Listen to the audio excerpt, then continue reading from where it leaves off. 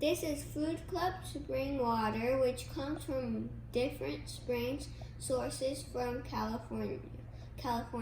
The bottle is 100% recyclable and made from ECO air plastic. It's sold at Honey's Marketplace in Utah for 89 cents. Let's test the pH and TDS level.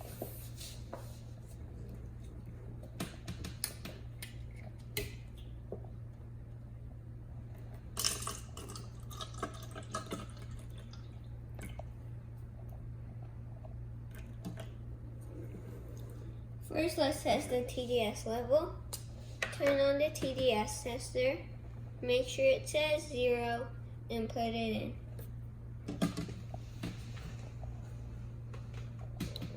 "20. That is microfiltered distilled water. Now let's test the pH level. Only do 2 drops. Let's stir it a little for a better result. I give this a 7. This is neutral pH.